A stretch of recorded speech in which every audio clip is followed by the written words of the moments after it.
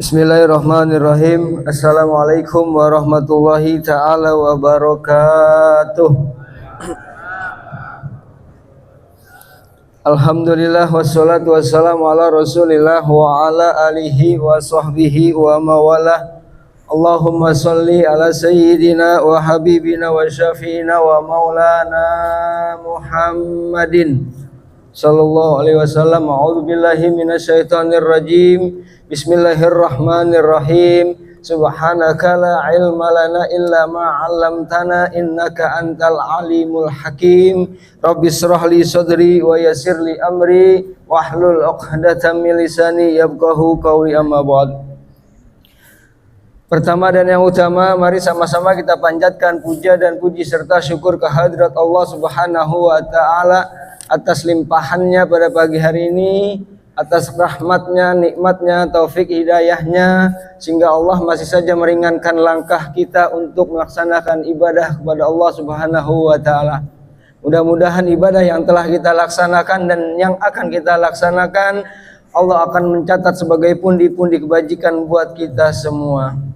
Salawat teriring salam, mari sama-sama kita sampaikan kepada junjungan kita Nabi besar Muhammad sallallahu alaihi wasallam, kepada para keluarga dan sahabatnya, dengan harapan kita mendapat syafaatnya di yaumil qiyamah. Amin ya rabbal alamin. Yang sama-sama kita hormati para al-mukarramun wal muhtaramun, para tuan guru, para sepuh, hadirin dan hadirat. Sebelum kajian yang akan dipimpin oleh guru kita Ustadz Abu Dian mengenai tafsir surat Al-A'raf ayat 170, Ustaz ya. Mari kita bacaan Ummul Quran suratul Fatihah. Yang pertama kita niatkan untuk sanak famili keluarga kita yang telah meninggal dunia, sanak famili keluarga kita yang sedang sakit, mudah-mudahan Allah sembuhkan dari segala penyakitnya. Yang wafat juga Allah ampuni segala kekhilaafannya, Allah terima segala amal baiknya, kuburnya dijadikan raudhah min riyadil jannah. Dan terkhusus untuk jamaah haji Indonesia yang telah kembali ke Indonesia dengan selamat, dengan harapan membawa haji yang mabrur, terkhusus untuk Pak Haji Agus Budiarto dan Haji siapa? Suhardi. Juga kita yang hadir di sini, semoga Allah mudahkan langkah kita untuk menuju ke Baitullah. Amin ya rabbal alamin. Ila hadratin Nabi Mustafa Rasulullah sallallahu alaihi wasallam. Al-Fatihah. A'udzubillahi minasyaitonir rajim. Bismillahirrahmanirrahim. Alhamdulillahirabbil alamin arrahmanir rahim maliki yaumiddin iyyaka na'budu wa iyyaka nasta'in shiratal mustaqim shiratal ladzina an'amta 'alaihim ghairil maghdubi 'alaihim waladdallin amin rabbi fir lana wa liwalidayya. Pada Ustaz Abu Dian, fatafaddal alaihi mashkura. Jazakallah. Bismillahirrahmanirrahim. Assalamualaikum warahmatullahi wabarakatuh. Alhamdulillahi rabbil alamin.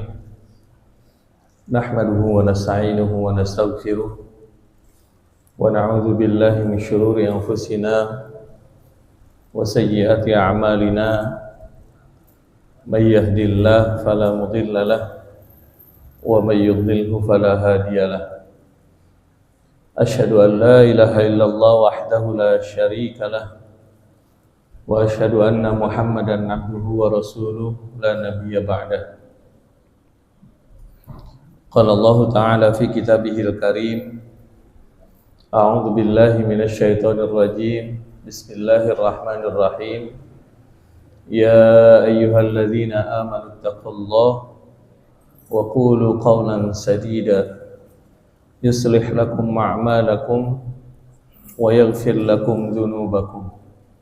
Wa may yuti'illaha wa rasulahu faqad faza fawzan 'azima. Jamaah salat subuh yang dimuliakan oleh Allah Subhanahu wa taala. Alhamdulillah, senantiasa kita memanjatkan syukur kepada Allah Subhanahu wa taala atas nikmat yang telah Allah berikan kepada kita. Di akhir bulan Zulhijjah ini, Allah Subhanahu wa taala masih memberikan kesempatan kepada kita untuk meraih keberkahan dan kemuliaannya. Walaupun secara kemuliaan 10 awal bulan Zulhijjah telah lewat, tetapi kemuliaan Zulhijjah sebagai bulan haram masih melekat. Ketika Allah Subhanahu wa taala sampaikan bulan Zulhijjah dengan segala kemuliaannya, termasuk di dalamnya kemuliaan 10 hari pertama di bulan Zulhijjah yang Allah sampaikan di dalam surat Al-Fajr ayat kedua, wal fajr walayalin ashar, itu sudah lewat dan sudah kita laksanakan, sudah kita maksimalkan dengan segala aktivitas ibadah yang kita lakukan. Dan kita dihadirkan oleh Allah Subhanahu wa taala di penghujung bulan Zulhijjah yang mana masih melekat kemuliaan dan keutamaan bulannya sebagai bulan haram. Maka mudah-mudahan kita masih bisa memaksimalkan, masih bisa melakukan aktivitas-aktivitas kebaikan di akhir bulan Zulhijjah sebagai bulan haram ini, agar apa yang kita lakukan dilipat gandakan oleh Allah Subhanahu wa taala. Karena menurut Ibnu Qatadah di dalam tafsirnya, ketika sesuatu diistimewakan atau disucikan oleh Allah Subhanahu wa taala, maka tugas kita adalah mensucikan atau mengagungkan dan mengistimewakan apa yang diagungkan oleh Allah Subhanahu wa taala. Innallaha astafa, kata beliau, innallaha astafa Ramadan wal ashhurul haram. Sesungguhnya Allah Subhanahu wa taala sudah mensucikan, sudah memberikan keistimewaan, sudah memberikan keagungan kepada bulan-bulan, yaitu bulan Ramadan dan 4 bulan haram. Fa'azzimu ma'azzamallah, maka agungkanlah apa yang telah diagungkan, telah disucikan, telah diistimewakan oleh Allah Subhanahu wa taala. Kita sucikan, kita agungkan, kita istimewakan 4 bulan haram ini dengan menjalankan seluruh aktivitas-aktivitas yang nanti akan dilipat gandakan oleh Allah Subhanahu wa taala dengan pahala yang berlipat dibanding dengan kita mengerjakannya di bulan-bulan yang lain. Dan kita bermohon juga kepada Allah Subhanahu wa taala agar rangkaian ibadah yang dilakukan di bulan Zulhijjah ini diterima oleh Allah Subhanahu wa taala sebagai kebaikan sehingga bernilai di sisi Allah Subhanahu wa taala. Ibadah yang besar yang kita lakukan di bulan Zulhijjah ini adalah ibadah haji bagi yang mereka yang melaksanakan. Mudah-mudahan mereka yang sedang melaksanakan ibadah haji akan Allah berikan kemudahan, Allah berikan kelancaran, dan ketika kembali ke tanah air mereka mendapatkan haji yang mabrur. Amin amin ya rabbal alamin. Dan kita yang berada di tanah air yang Allah belum mungkin mampukan untuk melakukan ibadah haji, ada ibadah kurban yang kita lakukan. Mudah-mudahan ibadah kurban yang kita lakukan mampu mendekatkan diri kita kepada Allah Subhanahu wa taala. Karena begitulah tujuan kurban diciptakan. Begitulah syariat kurban dihadirkan kepada kita, yaitu tujuannya untuk mendekatkan diri kita kepada Allah Subhanahu wa taala. Kalau kemudian kita melihat bagaimana kisah-kisah tentang pengorbanan di dalam Al-Qur'an, maka tujuan akhirnya adalah bagaimana setiap yang dilakukan oleh seorang hamba ketika berkurban itu menjadikan dia semakin dekat dengan Allah Subhanahu wa taala. Maka kisah yang paling tepat kisah yang paling cocok dengan pengorbanan yang kemudian melatar belakangi kenapa akhirnya terjadi pengorbanan, terjadi syariat kurban di dalam kehidupan di dalam bulan Zulhijjah ini adalah surat Al-Maidah ayat ke-70, ketika Allah Subhanahu wa taala ayat Al-Maidah ayat ke-27, ketika Allah Subhanahu wa taala berfirman tentang kisahnya Nabi Adam dengan jelas dan dengan secara Allah di firman-Nya ini secara jelas menerangkan tentang bagaimana bahasa kurban itu dijelaskan di dalam ayat ini. Allah Subhanahu wa taala berfirman, "Watslu 'alaihim naba'a bnai Adama idz qarraba qurbanan." Kata Allah Subhanahu wa taala, dan ingatlah dan bacalah ataupun ceritakanlah ya Muhammad tentang kisah dua anak Adam yang diminta oleh Allah Subhanahu wa taala bahasa di dalam Al-Qur'an idz qarraba. Ketika Allah Subhanahu wa taala meminta dua anak Adam ini untuk mendekatkan diri kepada Allah Subhanahu wa taala. Adam memiliki dua anak, anak yang pertama kembar, anak yang kedua kembar. Kemudian anak yang pertama bernama Habil dan Labuda, anak yang kedua bernama Iklima dan Qabil. Karena Adam dan Hawa itu ingin meneruskan garis keturunannya, sementara manusia yang ada pada saat itu hanya mereka saja, maka kemudian diberikan khususiat oleh Allah Subhanahu wa taala untuk menikahkan antara putra yang satu dengan putrinya yang lain.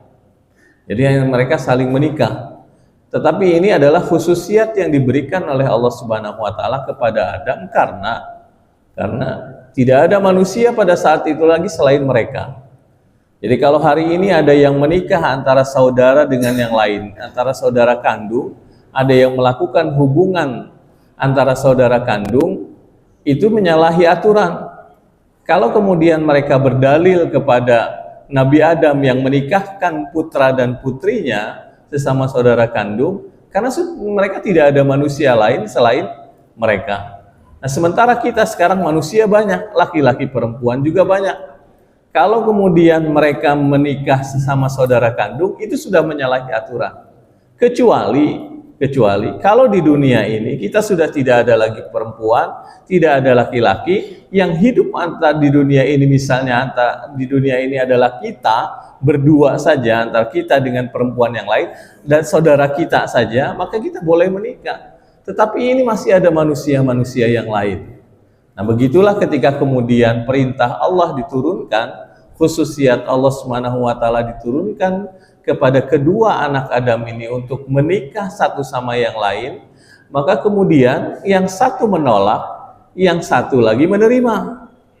Karena ada penolakan dari salah satunya, maka kata Allah Subhanahu wa taala, kalau gitu kita berikan ujian untuk mereka. Ujiannya apa? Ujiannya untuk mendekatkan diri kepadaku dengan apa? Dengan memberikan pengorbanan. Idz qarraba qurbana. Berikan pengorbanan terhadapku, kata Allah Subhanahu wa taala. Nah, ketika kemudian memberikan pengorbanan, safatuqbila min ahadihima walam yutaqabbal minal akhar. Karena kata Allah Subhanahu wa taala, satu diterima oleh Allah Subhanahu wa taala, tetapi satu tidak diterima oleh Allah Subhanahu wa taala. Kenapa? Karena yang satu memberikan kurban yang terbaik, yang satu memberikan kurbannya biasa saja. Nah, ketika kemudian satu diterima dan satu tidak diterima, maka kemudian akhirnya terjadilah pembunuhan terhadap saudara kandung sendiri. Nah, yang dimana kemudian Habil terbunuh oleh Qabil pada saat itu. Nah, maka Allah Subhanahu wa taala ketika memerintahkan kurban, bahasa yang disampaikan oleh Allah Subhanahu wa taala di dalam Al-Qur'an adalah qarraba yuqarribu qurbanan, mendekatkan diri kepada Allah Subhanahu wa taala. Jadi tujuan dari kurban itu secara makna sendiri adalah bagaimana kurban itu tujuannya bisa mendekatkan diri kita dengan Allah Subhanahu wa taala. Maka kalau kemudian ada hari ini, ada orang yang kemudian berkurban setiap tahun, kurbannya sapi yang terbaik, tetapi kemudian tidak menjadikan dia dekat dengan Allah, maka ada yang salah dari proses yang dilakukan dalam kurbannya. Bisa jadi niatnya salah, bisa jadi harta yang dipakai untuk kurbannya salah. Jadi banyak kesalahan-kesalahan yang terjadi di dalam proses kurbannya. Maka sekali lagi mudah-mudahan kita yang ditakdirkan oleh Allah Subhanahu wa taala di tahun ini mampu berkurban, mudah-mudahan ini menjadi salah satu sarana untuk kita semakin mendekatkan diri kepada Allah Subhanahu wa taala sesuai dengan tujuan kurban itu diciptakan, dihadirkan, disyariatkan kepada umat-umat Nabi Muhammad sallallahu alaihi wasallam. Ya, karena di dalam Quran pun Allah Subhanahu wa taala juga menegaskan bahwa Allah tidak akan menerima dagingnya, Allah tidak terima darahnya, tetapi yang diterima oleh Allah Subhanahu wa taala itu adalah takwa. La yanalallaha luhumuha wala dima'uha walakin yanaluhut taqwa minkum. Allah tidak akan menerima dagingnya, Allah tidak akan menerima darahnya, yang diterima oleh Allah Subhanahu wa taala adalah ketakwaannya. Jadi sekali lagi mudah-mudahan yang ditakdirkan oleh Allah Subhanahu wa taala untuk berkurban di tahun ini mudah-mudahan semakin mendekatkan diri kita kepada Allah Subhanahu wa taala. Amin amin ya rabbal alamin. Jamaah rahimakumullah. Pagi hari ini izin saya untuk sharing terkait dengan tafsir surat Al-Maidah ayat 172 yang mungkin pernah disampaikan oleh asatid yang lain, ataupun mungkin juga pernah Bapak dan Ibu mendengarkan atau mempelajari tafsir dari surat Al-A'raf ayat 172 ini. Tapi mari kemudian kita lihat dari sisi yang lain, mungkin dari sumber yang lain, sehingga kita semakin mendapatkan pengetahuan lebih, kita dapat mendapatkan pemahaman yang lebih ketika memahami atau mentadaburi sebuah ayat, yang kemudian pemahaman dan tadabbur dari sebuah ayat ini mampu kemudian kita praktekkan dalam kehidupan sehari-hari. Dalam surat Al-A'raf ayat 172, Allah Subhanahu wa taala berfirman, A'udzu billahi minasyaitonir rajim. Bismillahirrahmanirrahim. Wa idz akhadha rabbuka min bani adama min zuhurihim dzurriyyatahum wa ashhadahum ala anfusihim alastu bi rabbikum qalu bala syahidna an taqulu yaumal qiyamati inna kunna ghafilin. Kata Allah Subhanahu wa taala, dan ingatlah ketika Allah Subhanahu wa taala mengeluarkan anak Adam dari sulbi mereka, dan Allah mengambil kesaksian terhadap jiwa-jiwa mereka. Kesaksiannya adalah, bukankah aku ini Tuhanmu? Qalu, maka kemudian mereka berkata, bala, benar, bahwa engkau adalah Tuhan kami. Jamaah rahimakumullah, ayat ini menarik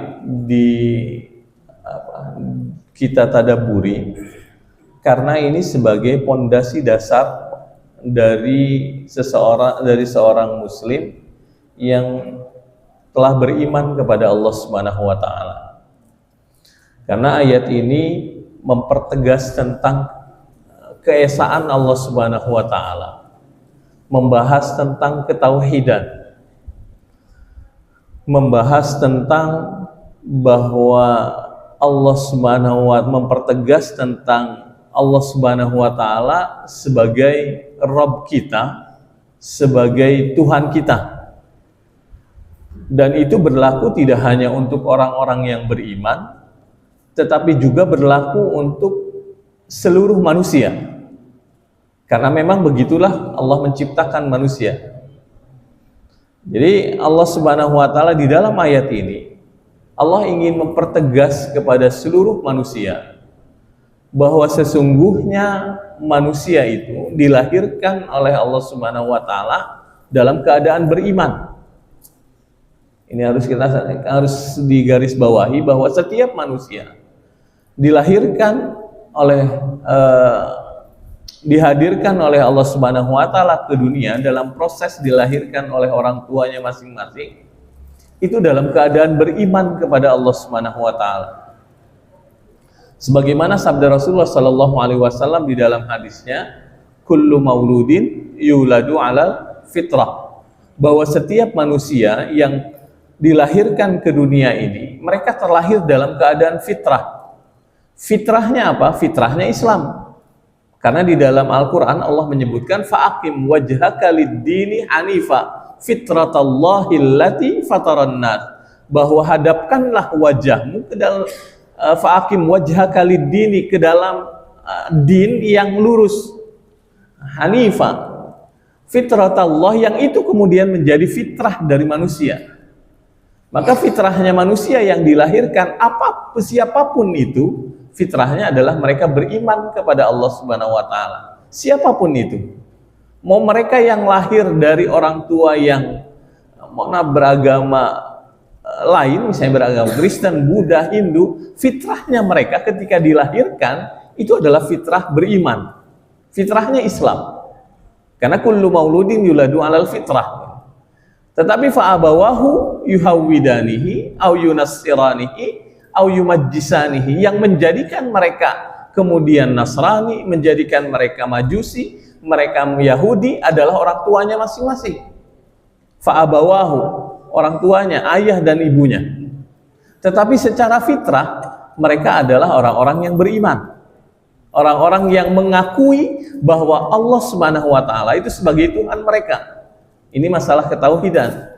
Maka mereka-mereka yang dari awal misalnya dilahirkan dengan kondisi orang tua yang misalnya Nasrani ataupun Yahudi atau Majusi, ketika kemudian sudah tumbuh dewasa, ada yang kemudian mendapatkan hidayah dari Allah Subhanahu wa taala, sesungguhnya mereka sedang kembali kepada fitrahnya.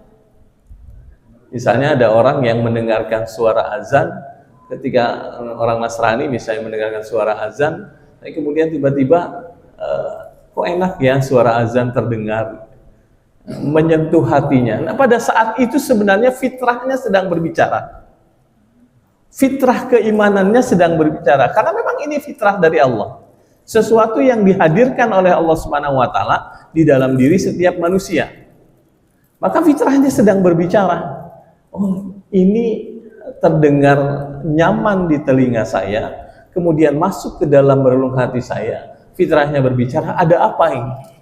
Maka kemudian tertariklah dengan Islam, dia kembali lagi kepada Islam, kembali lagi kepada fitrahnya. Itu fitrah yang ada pada diri setiap manusia, siapapun manusianya. Nah, ini ayat ini mempertegas hal itu sebenarnya, siapapun manusianya. Maka kemudian kata Allah Subhanahu wa taala, setiap manusia yang dihadirkan oleh Allah Subhanahu wa taala di muka bumi ini sesungguhnya semuanya muslim, semuanya mukmin gitu. Nah, mereka sudah melakukan persaksian dengan Allah bahwa Allah itu sebagai Tuhan mereka. Nah, maka kata Allah Subhanahu wa taala, ketika sudah menjadi muslim, sudah mereka harusnya Islam, ketika itu adalah fitrah yang dihadirkan oleh Allah Subhanahu wa taala kepada manusia siapapun yang dihadirkan oleh Allah Subhanahu wa taala di dunia ini. Nah, hadirin yang dimuliakan oleh Allah Subhanahu wa taala, Allah memulai ayat ini dengan kata wa idz akhadha rabbuka. Jadi kalau kita menemukan ayat di dalam Al-Qur'an yang dimulai dengan idz, artinya di situ idz itu dalam bahasa Arab artinya ingatlah. Ya. Kalau ingatlah itu tidak hanya sekedar ingat saja. Ya, dengan sini ingat, karena kalau kita ingat kemudian lupa, itu bukan penyampaiannya bukan dengan iz. Hari ini kita ingat, kemudian besoknya kita lupa. Itu bukan dengan iz, tetapi Allah menekankannya di kalimat ini dengan iz. Wa iz. Jadi kalau di dalam Al-Quran kita menemukan kalimat iz, artinya ingatlah, ingat dengan pemahaman yang dalam, kemudian analisa dulu sebuah perintah dari Allah Subhanahu wa taala atau kisah yang akan disampaikan oleh Allah Subhanahu wa taala. Nanti ketika sudah pemahaman itu dalam, kita sudah bisa menganalisanya, maka kemudian hadirlah pemahaman di dalam diri kita yang kemudian itu akan menjadi pembelajaran luar biasa buat kita.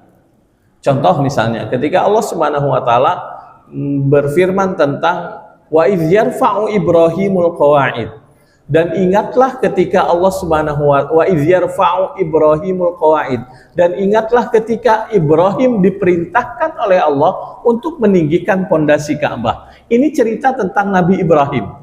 Tetapi Allah Subhanahu wa taala menginginkan kepada setiap pembaca Al-Qur'an yang membaca kisah ini, wa idz yarfa'u Ibrahimul qawa'id, yang membaca kisah ini, Allah ingin sampaikan, pelajari kisah Ibrahim ini.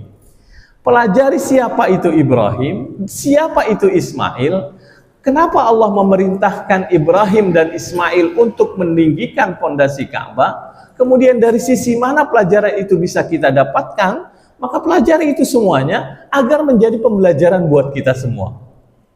Dan suatu saat nanti, pelajaran-pelajaran itu akan hadir di tengah-tengah kehidupan kita. Itu bahasa atau pesan yang ingin disampaikan oleh Allah Subhanahu wa taala dengan kata iz di dalam Al-Qur'an. Makanya iz itu biasanya akan menceritakan kisah-kisah masa lalu bersambungnya. Jadi kalau ada kata iz, itu kemudian ada kisah-kisah tentang masa lalu, tentang kisah-kisah tentang pemelayan nabi ataupun tentang manusia-manusia saleh di masa lalu, yang akan menjadi pembelajaran buat kita. Ambil pelajaran dari kisah itu, yang kemungkinan besar kisah itu akan terjadi di dalam hidup kita. Nah, kalau sudah ada pembelajaran dalam kisah itu, nanti kita akan menemukan solusi dari permasalahan yang ada terjadi pada diri kita. Jadi kalau kemudian di situ ada permasalahan hidup yang terjadi, di kisah itu ada permasalahan hidup yang kemudian pada suatu saat terjadi pada diri kita, kita sudah menemukan solusinya. Kenapa? Karena berdasarkan dari Quran atau kisah yang diangkat oleh Allah Subhanahu wa taala di dalam Al-Qur'an. Ya. Ketika Ibrahim alaihissalam perintahkan oleh Allah Subhanahu wa taala untuk meninggikan pondasi Ka'bah, di sana ada Ismail sebagai anaknya pada saat itu. Siapa itu Nabi Ibrahim? Kenapa diperintahkan oleh Allah Subhanahu wa taala untuk meninggikan pondasi Ka'bah? Siapa itu Ismail anaknya? Nanti kemudian dilihat kenapa kemudian ada korelasi hubungannya dengan kehidupan kita pada saat ini. Itu harus kita cari, harus kita analisa. Ya, ketika kita menganalisanya, kemudian kita akan menghadirkan pemahaman yang dalam untuk kita. Lalu lahirlah pemahaman itu yang kemudian kita bisa praktekkan dalam kehidupan sehari-hari. Itu kalimat iz. Nah, di ayat ini Allah Subhanahu wa taala memulainya dengan kalimat iz, wa iz akhadha rabbuka. Dan ingatlah, analisalah, dan kemudian fahamilah apa yang kemudian Allah sampaikan tentang kisahnya, tentang bagaimana Allah Subhanahu wa taala menghadirkan Bani Adam. Ya. Jadi Allah menghadirkan Bani Adam, keturunan-keturunan anak Adam. Jadi Allah Subhanahu wa taala ingin kita menganalisa, Allah Subhanahu wa taala ingin kita mengingat bagaimana proses penciptaan manusia sebagai anak cucu Adam. Kita ini semuanya keturunan Nabi Adam yang disebutkan oleh Allah Subhanahu wa taala di dalam Al-Qur'an sebagai Bani Adam. Semua manusia, siapapun itu, dari Allah tadi saya sampaikan, siapapun itu yang dihadirkan oleh Allah Subhanahu wa taala ke dunia ini, itu adalah anak cucu Adam. Kecuali ada yang kemudian punya teori lain bahwa saya bukan anak cucu Adam. Dari mana kita bisa lihatnya? Allah Subhanahu wa taala berfirman di dalam surat An-Nisa ayat pertama, ya ayyuhan nasu taqu rabbakum alladzi khalaqakum min nafsin wahidah. Kata Allah Subhanahu wa taala, wahai manusia, bertakwalah kepada Allah Subhanahu wa taala yang telah menciptakanmu min nafsin wahidah, dari jiwa yang satu. Jiwa yang satu itu siapa? Nabi Adam. Wa khalaqa minha zaujaha. Setelah itu Allah menciptakan pasangannya Adam, siapa? Hawa. Dari Nabi Adam dan Hawa ini, wabassa minhuma rijalan katsiran wa nisaa. Dari Nabi Adam dan Hawa ini kemudian Allah Subhanahu wa taala menyebarkan, lahirlah kemudian rijalan wa nisaa. Lahirlah kemudian banyak laki-laki dan perempuan. Maka semua manusia ini ujung akhirnya itu nenek moyangnya semuanya adalah Nabi Adam, karena memang diciptakan dari satu nafs, dari jiwa yang sama. Jadi kita dengan saudara-saudara kita di sini semuanya itu adalah semua saudara. Kenapa? Karena nenek moyang kita sama adalah Nabi Adam. Nenek moyang kita sama. Jadi kalau kita mau kita runut bin siapa, dicari silsilah keluarga kita, nanti ujung akhirnya di akhir akan ketemu kita adalah keturunan Nabi Adam semua. Nah, ketika Allah Subhanahu wa taala sudah menciptakan dari nafs yang sama, dari Nabi Adam dan Siti Hawa, lahirlah kemudian manusia-manusia setelahnya. Itu disampaikan oleh Allah Subhanahu wa taala di dalam surat Al-Hujurat, ya ayuhan nas inna khalaqnakum min dzakari wa unsa wa ja'alnakum syu'uban wa qabail. Kita sudah menciptakan kalian laki-laki dan perempuan, setelah itu menjadikan kalian berbangsa-bangsa. Dari nafsu wahidah, dari Adam dan Hawa, kemudian Allah lahirkan masing-masing syu'uba. Mereka kemudian menempati tempat yang berbeda-beda. Syu'uba wa qabaila. Dari kemudian syu'uba, tempat yang berbeda-beda, kemudian lahir juga menjadi suku yang berbeda-beda.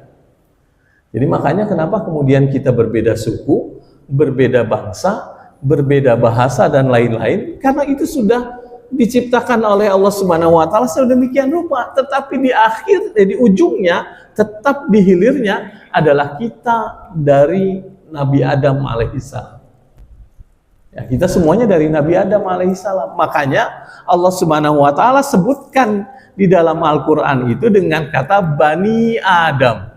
Bani Adam itu siapa? Ya kita semuanya. Ya, Bani Adam itu semuanya kita. Kita semuanya Bani Adam, anak cucu keturunan Adam. Sampai kepada Rasulullah Shallallahu Alaihi Wasallam dan umatnya, itu semuanya adalah Bani Adam.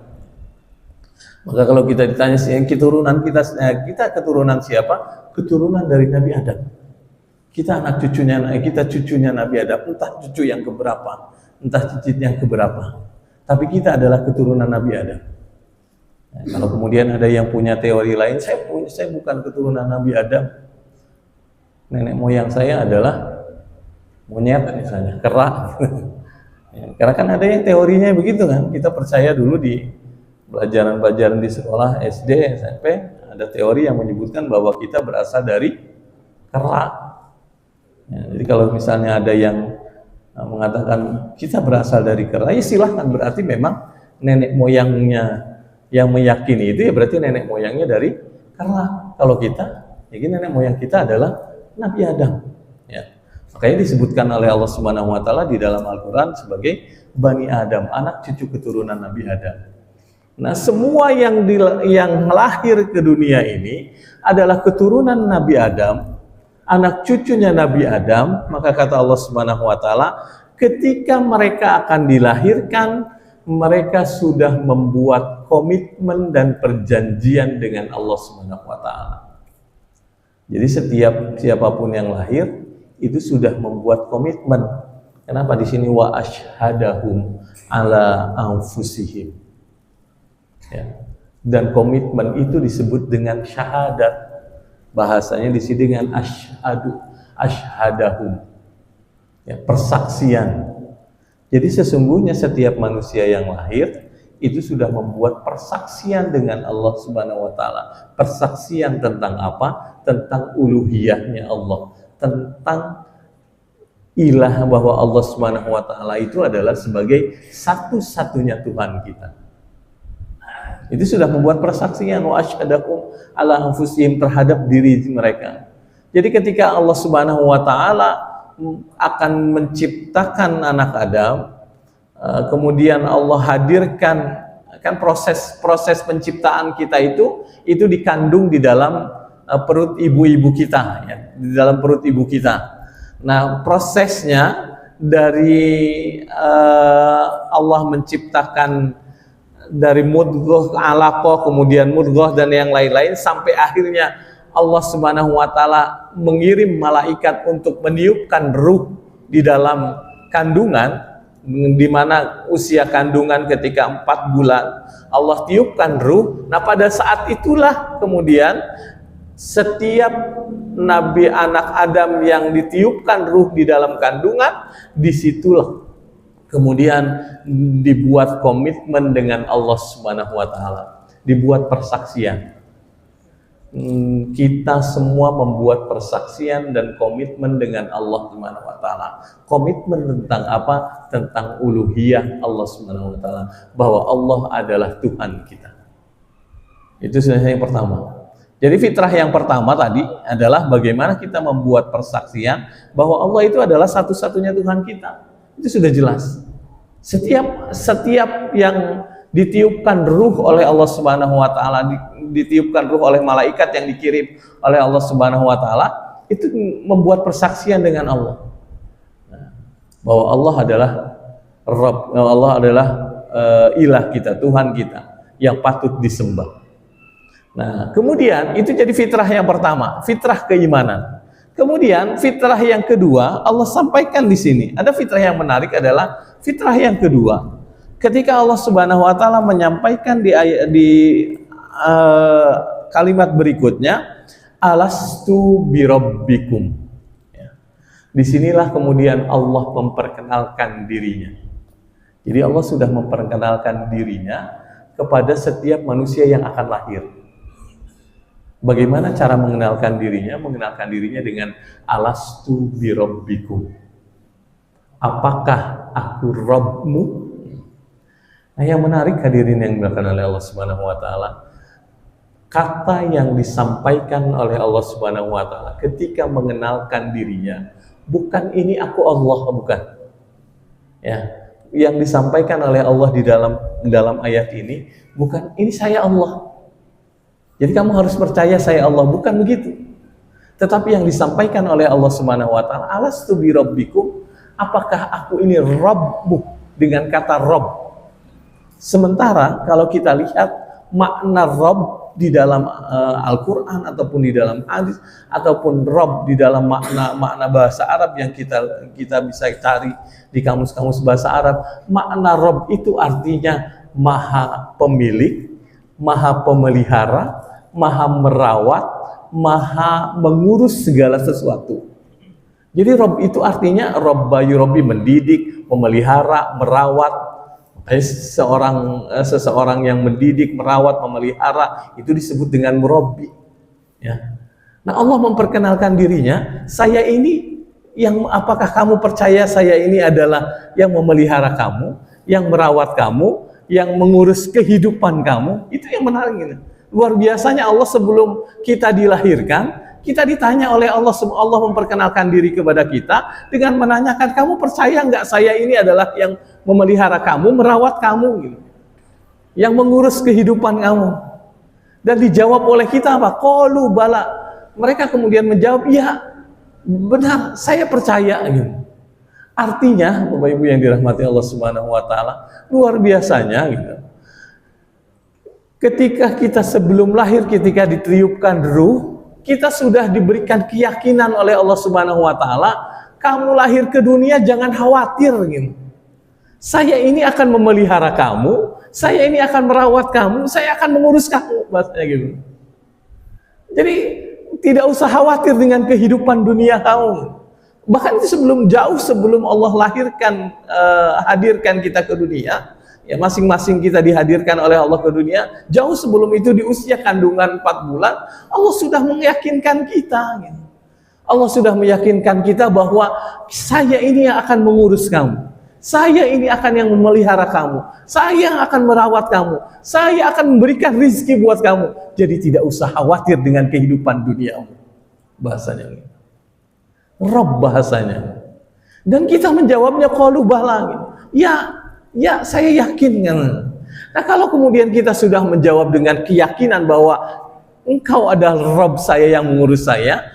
Nah kalau kemudian kita hadir di dunia, kemudian kita merasa was-was, kita takut dengan rizki kita khawatir dengan kehidupan kita, maka kita sudah menyalahi fitrah kita. Kita sudah menyalahi komitmen kita bahwa ada Allah yang memelihara, Allah yang mengurus, Allah yang merawat kita, Allah yang memberikan rizki. Jadi kalau kemudian sekarang kita, ya Allah, rizki saya nggak dapat rizkinya ya. Hari ini saya kayaknya seret banget rezekinya.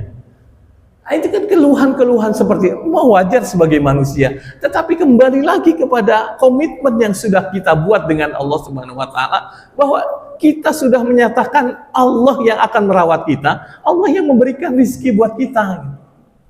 Kembali lagi ke komitmen itu. Ya kalau kemudian kita hari ini mungkin nanti hari ini tidak dapat, besok insya Allah kita dapat. Minggu depan lah kita dapat. Jadi setiap permasalahan hidup yang ada di dalam diri kita, kalau terjadi permasalahan apapun, ujian hidup di dalam diri kita, balik lagi kepada ayat ini. Bahwa kita sudah membuat komitmen dengan Allah, Allah yang akan menyelesaikan permasalahan hidup kita. Itu. Nah ini yang kemudian disebut dengan tauhid rububiyah. Ya, tauhid, kita ketauhidan sebagai pondasi dasar yang meyakini zat Allah Subhanahu wa taala, sifat Allah Subhanahu wa taala sebagai Maha Pemelihara, Maha Merawat, Maha Mendidik, Maha Mengurus seluruh kehidupan kita. Nah, ini yang disebut dengan tauhid, dan makanya ini kemudian kenapa menjadi pondasi dasar untuk kita. Jadi maka ibu-ibu, bapak-bapak yang dirahmati Allah Subhanahu wa taala, sederhananya ketika kita dihadirkan ke dunia ini oleh Allah Subhanahu wa taala, sesungguhnya tidak ada yang kemudian kita perlu khawatirkan. Dari mulai kehidupan kita yang misalnya kita tidak dapat rezeki, kita tidak dapat jodoh, kita tidak dapat misalnya ujiannya tidak dapat anak, tidak dapat keturunan, tidak ada yang perlu dikhawatirkan. Kenapa? Karena Allah sudah tahu apa yang terbaik buat kita. Ya Allah yang mengurus kita, Allah yang mendidik kita, Allah yang memelihara kita, seluruh kehidupan kita sudah diurus oleh Allah Subhanahu wa taala. Jadi tidak ada yang perlu kita khawatirkan. Kalau kita tidak, misalnya hari ini ujian itu datang, ya kembali lagi kepada Allah. Ya, dan makanya hadirin yang dimuliakan oleh Allah Subhanahu wa taala, karena ini sebuah fitrah, perhatikan di dalam Al-Qur'an, setiap doa yang dilantunkan di dalam Al-Qur'an itu bunyinya selalu didahului dengan Rabbana. Itu fitrah. Kenapa? Karena setiap kita punya permasalahan, kita mengadu kepada Allah Subhanahu wa taala, dan yang dilantunkan oleh kita adalah Rabbana. Contoh misalnya, doa yang paling kita ingat adalah doa untuk kehidupan dunia kita baik dan akhirat kita baik. Apa? Rabbana atina fid dunya hasanah wa fil akhirati hasanah. Doa sapu jagat. Maksudnya doa sapu jagat. Nah, hanya kita yang punya doa sapu jagat. Jadi kalau ditanya orang-orang Arab jagat, ditanya doa sapu jagat, nggak akan tahu mereka doa sapu jagat apa. Doa sapu jagat hanya kita yang punya Indonesia. Itu doa untuk keseluruhan doa. Rabbana atina fid dunya hasanah wa fil akhirati hasanah. Rabbana. Di ayat yang lain misalnya ketika la yukallifullahu nafsan illa wus'aha laha ma kasabat wa 'alaiha ma iktasabat. Di situ ada Rabbana la tuhammilna wa Rabbana wa la tahmil 'alaina. Ada Rabbana hablana Rabbana. Jadi ketika kita berdoa, karena ini sudah fitrah, ketika kita berdoa kepada Allah Subhanahu wa taala pun yang disebutkan bukan ya Allah ya Allah ya Allah, tetapi yang disebutkan di dalam doa itu adalah Rabbana Rabbana Rabbana. Tuhan yang maha melihara kami, Allah yang maha mengurus kami, Allah yang maha merawat kami. Rabbana atina fid dunya hasanah. Itu yang kemudian disebut dengan Rabb. Nah, maka hadirin yang dimuliakan oleh Allah Subhanahu wa taala, inilah yang kemudian juga disebut dengan tauhid rububiyah. Tadi kita sudah belajar tauhid bahwa Allah, penegasan Allah terhadap tauhid uluhiyah dan penegasan Allah Subhanahu wa taala di sini dengan tauhid rububiyah. Maka sekarang tugas kita adalah ketika kita dihadirkan oleh Allah Subhanahu wa taala di dunia ini, tugas kita adalah menjalani kehidupan kita dengan rambu-rambu yang sudah ditentukan oleh Allah Subhanahu wa taala, dan ketika kita menyalahi rambu, kembali lagi kepada Allah agar nanti Allah mudah memelihara kita, Allah mudah mendidik kita, Allah mudah merawat kita, Allah mudah mengurus kita. Dan setiap ada permasalahan dalam hidup kita, setiap ujian yang hadir di dalam hidup kita, kembalikan kepada pemilik ujian itu, kembalikan kepada yang merawat kita, kembalikan kepada yang mengurus kita, agar terpecahkan permasalahan atau ujian hidup yang kita jalani. Jadi itu inti dari ayat yang Allah sampaikan di surat Al-A'raf ayat 172 ini.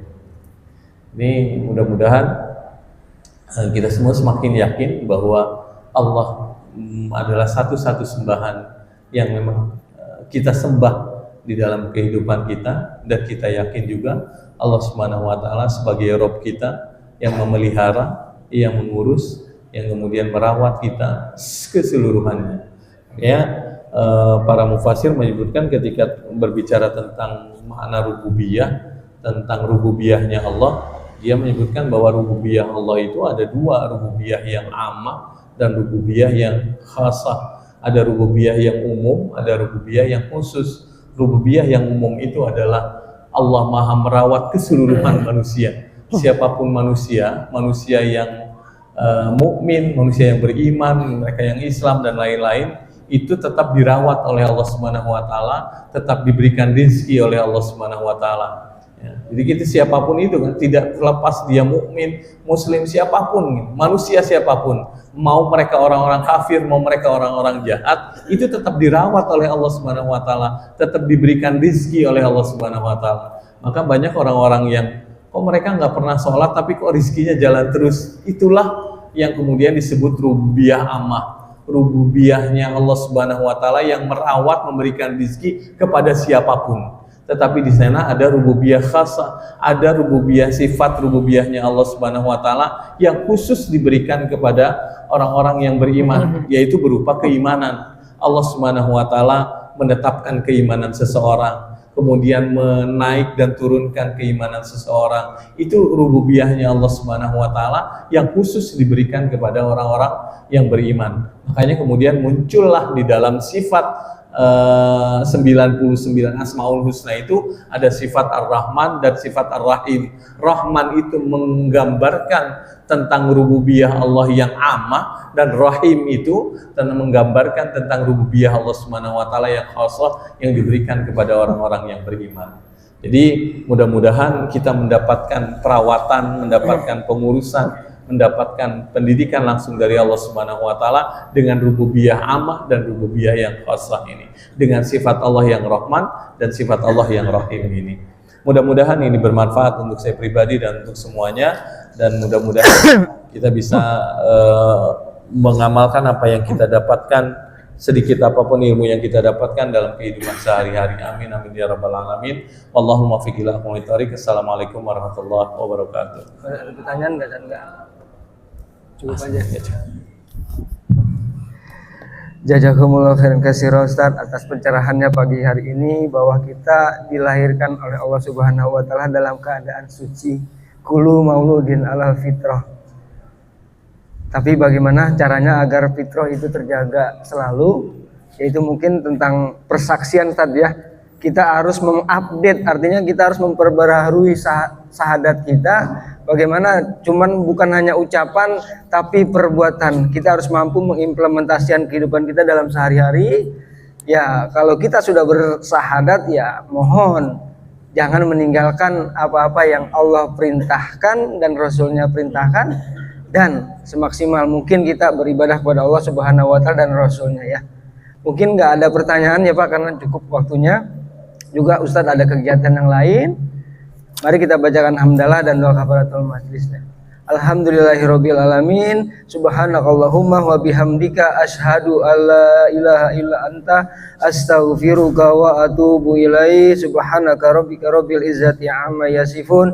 Wassalamun alal mursalin walhamdulillahirabbil alamin. Walafa minkum. Wassalamualaikum warahmatullahi wabarakatuh. Waalaikumsalam. Syukran tadi.